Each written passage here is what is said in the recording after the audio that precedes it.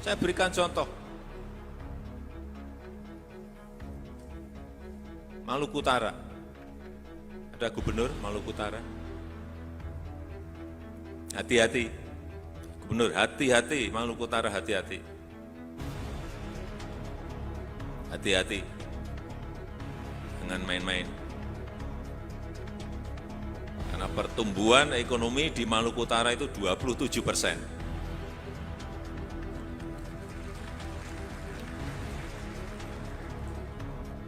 Pertumbuhan ekonominya sudah tinggi sekali, paling tinggi di dunia di Maluku Utara itu.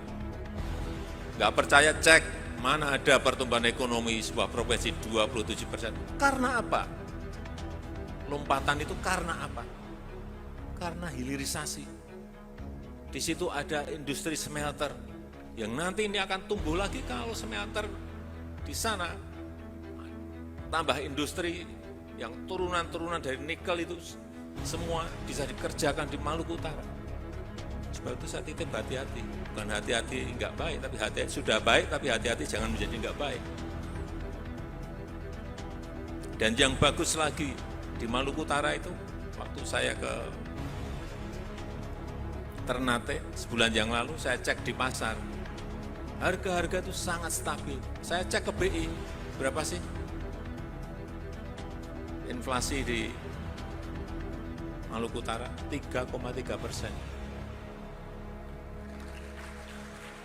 Gimana nggak seneng rakyatnya, inflasinya hanya 3,3, pertumbuhan ekonominya 27%, sehingga saya titip tadi pada gubernur, hati-hati. Jangan sampai salah policy sehingga investasi yang masuk ke sana menjadi terhambat. Ada Pak, dari Maluku Utara. Siap Pak.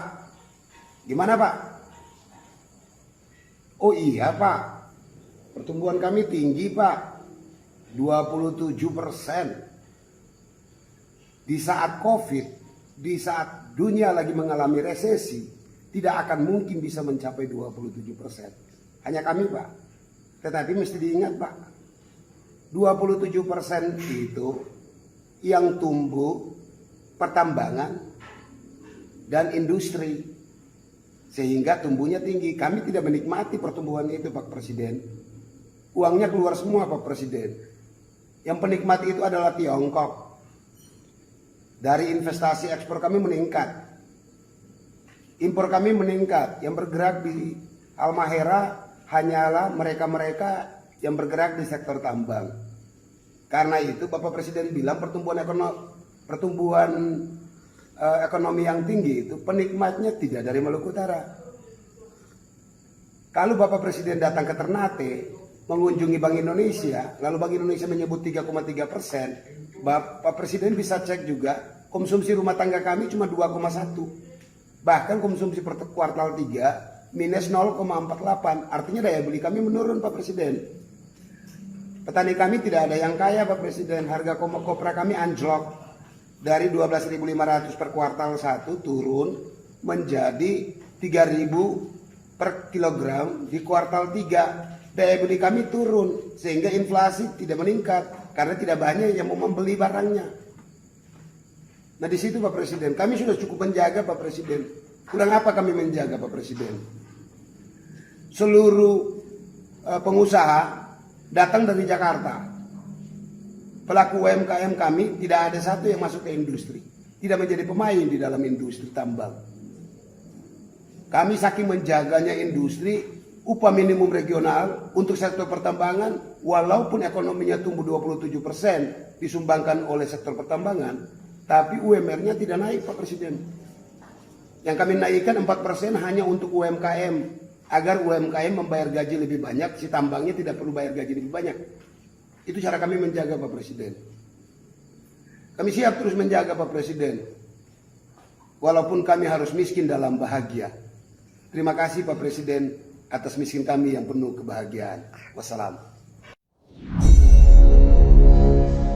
Bicara nikel adalah bicara pelanggaran Undang-Undang Dasar 45 Pasal 33 di dalam kelolaannya di zaman ini. pasal yang mengatakan untuk hajat hidup rakyat dikuasai negara telah disalahartikan, telah disalahgunakan dan didiamkan. Negara yang dikelola oleh pemerintah telah memberikan kekayaan negara kepada negara lain dalam hal kelolaan sumber daya alam milik hajat hidup rakyat. Alhamdulillah, saat ini 90% perusahaan Tiongkok sudah menguasai tambang nikel di Indonesia. Mereka mengendalikan harga dan mereka mendapatkan keuntungan terbanyak dari nilai tambah dari industri turunan tambang nikel tadi. Tapi kalau dipikir-pikir nggak apa-apa juga sih. Karena kita bukan negara Indonesia yang punya Undang-Undang 45. Tetapi sudah jadi Wakanda yang lebih maju dan tidak perlu lagi Undang-Undang 45. Kan Wakanda adalah salah satu provinsinya Tiongkok. Makanya penjualan harta tersebut dimasukkan kategori suksesnya kelolaan negara Wakanda, di mana hilirisasi nikel adalah kewajiban untuk meningkatkan nilai tambah dan penyerapan tenaga kerja di Wakanda. Dan sekali lagi, alhamdulillah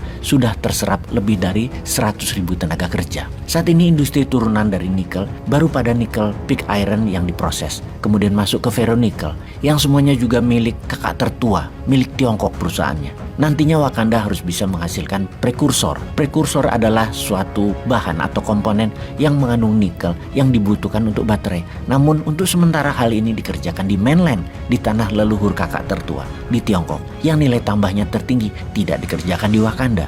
Bahkan tidak boleh dapat manfaat dari mineral tanah jarang lainnya yang menempel pada nikel tersebut. Perusahaan Big Brother Tiongkok yang dengan 100.000 lebih tenaga kerja dari mainland Tiongkok per tahunnya, kakak tertua sudah menghasilkan 450 triliun rupiah, yang mana Wakanda hanya mendapatkan dari pajak 10%, dan itu harus cukup. Sesungguhnya jumlah itu tidak sebanding, sangat tidak sebanding seharusnya. Tetapi gubernur Tiongkok di Wakanda ada jatah preman yang mana bisa untuk membiayai media mainstream dan buzzer rupiah. Untungnya lagi, rakyat Wakanda bodoh semua termasuk Bosman. Jadi bisa percaya bahwa pendapatan perusahaan kakak tertua naik 25%, dibilang Wakanda yang untung. Ya percaya saja, untung kok.